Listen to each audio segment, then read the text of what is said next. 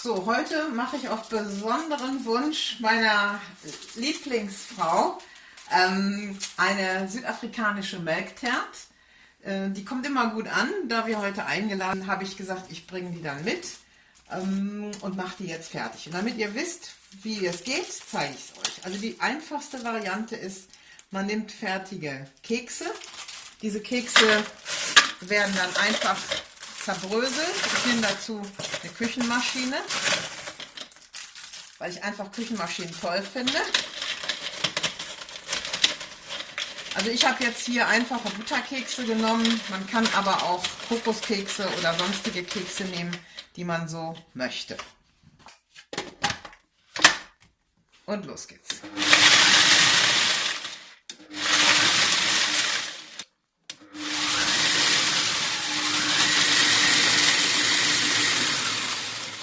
Die scheinen jetzt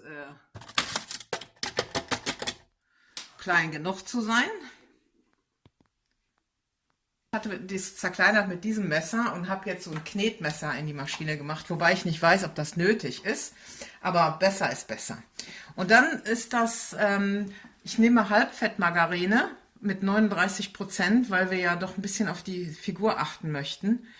Die habe ich flüssig gemacht und zwar sind das 2 Esslöffel, also einfache Esslöffel, also gestrichene Esslöffel voll. Die habe ich weich gemacht, flüssig gemacht und die kommen jetzt hier rein und die sollen verknetet werden. Maschine zu und los geht's. Ja, der Teig wird schon schwerer. Also das war ein ganzes Paket Butterkekse. Ja, also das waren 100 Gramm Kekse. Weil wir werden eine große Melktert machen mit einem ganzen Liter Milch. Oh, vielleicht mach noch mal ein bisschen.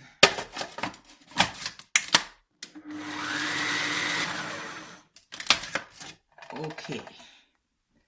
Das müsste jetzt eigentlich gut sein so. Und da kommt dann der Teichboden. Und den werden wir mit Rand schön festdrücken.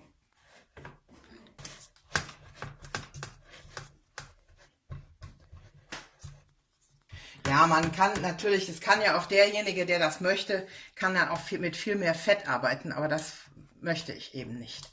Und deswegen habe ich diese Menge vorgeschlagen. Also je fetter, desto einfacher lässt sich der Teig natürlich auch verarbeiten. Und man kann auch einen Mürbeteig backen, wenn man das möchte, mit viel Eier, Zucker, Milch. Aber wir wollen es ja ein bisschen mit weniger Kalorien machen. So, der Boden ist jetzt fertig. Der muss jetzt in den Kühlschrank, damit der abkühlt und dadurch das Fett wieder fest wird. Also der Boden ist jetzt eingedrückt in der Springform und im Kühlschrank zum Abkühlen. Und für die Füllung brauchen wir eine Dose gesüßte Kondensmilch. Ich habe jetzt mal hier die von Milchmädchen genommen. Die hat natürlich unglaublich viele Punkte und Kalorien, aber es ist auch das einzigste Süßungsmittel. Dann benutzen wir 1 Liter Milch. Da nehme ich die 0,3% Fett, reicht völlig aus. Dann 2 Eier, die habe ich getrennt. Das sind die guten Bio-Eier von unserem Nachbarn Mario, der also hier seine Hühner selber zieht. Einmal Eiweiß, einmal Eigelb. Dann brauchen wir einen Teelöffel Vanilleessenz. Man kann das natürlich auch mit richtiger Vanille machen, aber so eine Vanilleessenz, wenn das eine gute ist, ist die auch völlig ausreichend. Dann brauchen wir noch einen Esslöffel Halbfettmargarine. Also im Rezept steht 2, ich nehme aber nur so viel, das ist praktisch so ein großer, das sind ungefähr 40 Gramm, schätze ich mal. Dann 100 Milliliter, nicht Gramm, sondern Milliliter abgewogen. Das ist Maisstärke oder beziehungsweise Kuchenstärke, habe ich aus dem Supermarkt. Und 30 Milliliter Vanillepudding. Also ich habe hier Custard Powder, abgemessen schon, aber man kann das auch mit ganz normalem Vanillepulver von Dr. Oetker machen. Ein bisschen Salz ist natürlich immer gut und richtig zum Backen. Und dann geht es eigentlich schon los. So, wir schlagen jetzt das Eiweiß, bis es schaumig ist, oder Bis es schaumig ist, aber es darf nicht hart sein. Und du machst da jetzt eine Machen Prise wir ein Salz. bisschen Salz rein, dann geht es noch ein bisschen besser.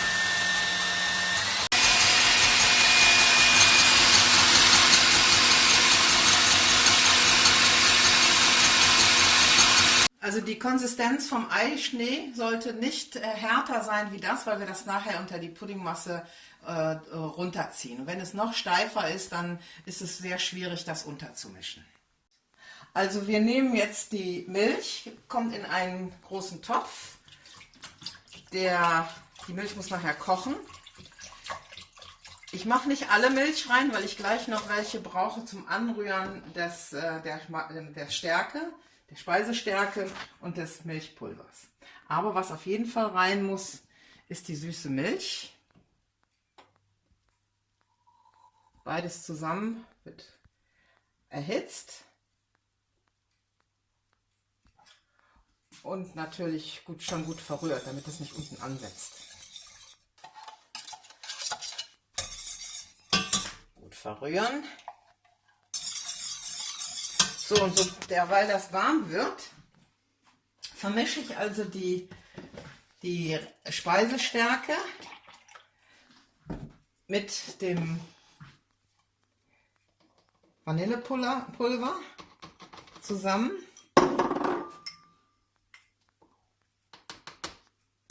Und verrühre die, damit es keine Klümpchen gibt. Wenn das Puddingpulver und die Stärke zusammen aufgerührt sind, dann kommen die 2 Eigelbe dazu.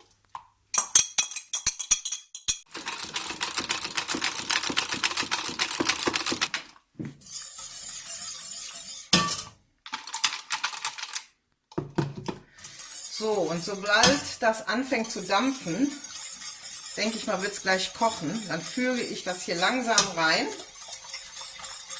Jetzt, wie gesagt, keine Klümpchen gibt. Und das muss dann einmal kurz aufkochen. So, wenn es anfängt zu kochen, dann muss man die Temperatur runterschalten. Also ich mache den Ofen gleich ganz aus. Aber noch kocht es nicht. So, der Ofen ist jetzt ausgeschaltet, die Mischung kocht. Ja, gleich. Es muss gerührt werden, damit das sich nichts ansetzt. Genau. So, und dann ziehe ich das runter vom Ofen.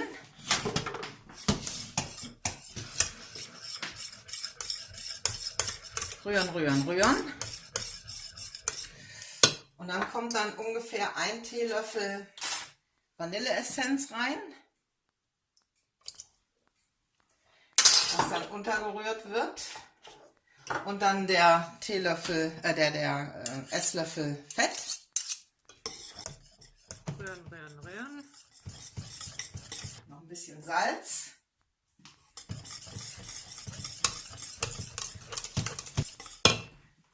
Und da ist jetzt kein Zucker drin, außer der aus der süßen Milch. Außer der süßen Milch, aber die ist ja sowas von süß. So, und dann kommt jetzt noch das fertig gerührte Eischnee drunter, Eiklar von 2 Eiern. Und leicht unterheben. Dadurch, dass die Masse ja gekocht hat und das Eiweiß jetzt in diese heiße Puddingmasse untergerührt wird, ist auch die Gefahr, dass die Salmonellen, die eventuell in den Eiern wären, nicht ganz so schlimm sind, hoffe ich. Aber wir wissen, wo die Eier herkommen, und von daher weiß ich, dass die ganz frisch sind. Willst du mal probieren? Okay, dann lecke ich das mal ab. Das schmeckt wie Vanillepudding. Ja, ist ja eigentlich auch Vanillepudding. Hier steht schon anderer Kuchen, auch für heute Nachmittag. Okay, dann geht es also weiter. Ich habe die aus dem Kühlschrank geholt, ist schön fest geworden. Die Mischung, hier die Puddingmischung, ist abgekühlt, allerdings nicht eiskalt, sondern immer noch lecker warm. Und die füllen wir jetzt hier einfach rein. So, dann wird das noch ein bisschen glatt gestrichen, aber das ist eigentlich schon glatt. Und wenn es dann noch ein bisschen abgekühlt ist, ganz am Schluss, kommt ein wenig Zimtpulver drauf und dann ist es eigentlich schon fertig. Aber das zeigen wir nachher auch. Jetzt hat die Melktert gut abgekühlt. Ich habe hier Zimt drin. Den mache ich jetzt hier einfach mal rüber.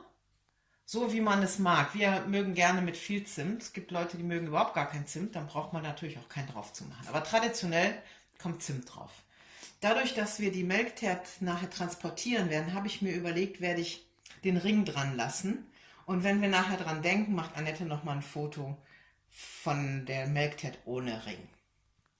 Also wir versuchen jetzt den Melktert hier ohne großen Unfall aus der